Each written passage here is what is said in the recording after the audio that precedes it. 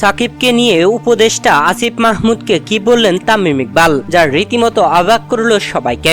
দর্শক, আওয়ামী লীগ সরকারের পতন হয় 5 আগস্ট। এরপরে 70 উপদেষ্টা নিয়ে নতুন সরকার গঠন করা হয়, আর সেই সরকারের যুব ও ক্রীড়া মন্ত্রীর উপদেষ্টা হয়েছেন আসিফ মাহমুদ। উপদেষ্টা হয়ে বাংলাদেশ ক্রিকেট বোর্ডকে ঢেলে সাজাচ্ছেন, যেখানে আজ তিনি বাংলাদেশ ক্রিকেট বোর্ড বিসিবিতে পরিদর্শন করেছেন, আর তাকে সব ঘুরিয়ে ঘুরিয়ে চিনিয়ে দিয়েছেন তামিম ইকবাল।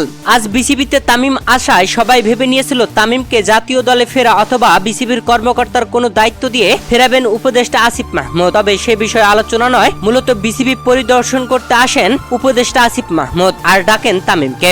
তামিম সবকিছু ভালোভাবে চিনিয়ে দিয়েছেন আসিফ মাহমুদকে। সবকিছু ঘুরে দেখার পরে যখন ড্রেসিং রুম দেখাচ্ছিলেন তামিম ইকবাল, এ সময় সিটগুলো ভালোভাবে কোন খেলোয়াড়ের কোন সিট বুঝিয়ে দিচ্ছিলেন। এমন সময় সাকিবের সিট দেখাতে গিয়ে উপদেষ্টা আসিফ মাহমুদকে বলেন, সাকিব এই জায়গায় বসেন, এটা সাকিবের সিট।